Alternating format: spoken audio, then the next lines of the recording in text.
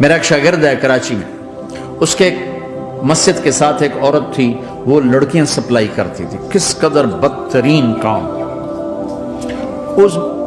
اس نے، میرے شاگرد نے اس عورت کے بیٹے سے دوستی لگائی اور اس کو میرے بیان کی کیسٹ دے دی۔ اس نے کہا یہ سن لینا۔ اس نے گھر میں جا کے لگا لی، اس کی ماں کام کرتے ہوئے چلتے پھرتے سن رہی، کانوں میں آواز پڑ رہی۔ تھوڑی دیر کے بعد وہ آ گئی، کہنے لگی مجھے بھی سنا، تو اس نے سنی، پھر کہنے لگی دوبارہ سنا، پھر دوبارہ سنی، پھر کہنے لگی ایک دفعہ اور سنا، پھر ایک دفعہ اور سنی۔ کہنے لگے یہ کون ہے؟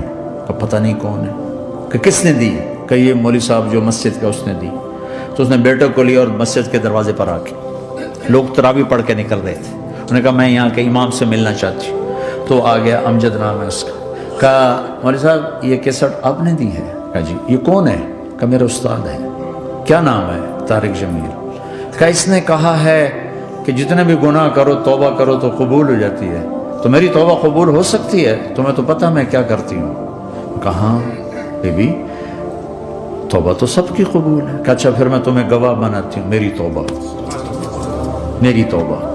اور اگلے دن مسجد میں آنا شروع کر دی تراویح میں، اور دعا کرے یا اللہ اگر میری توبہ قبول ہے تو مجھے اٹھا لے، اگر میری توبہ قبول ہے تو مجھے اٹھا دے، اگر میری توبہ قبول ہے تو زور زور سے دعا کرتی۔ عورتوں کے اس میں جس طرح عورتیں نماز پڑھتی تھی، 29 کی رات سجدے میں اللہ نے اس کو موت دے دی۔ ساری زندگی لڑکیاں سپلائی کی اور موت آئی رابعہ بصری جیسی۔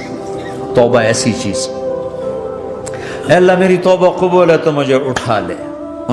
29 کی رات سجدے میں اللہ نے اس کی روح کو قبض کیا۔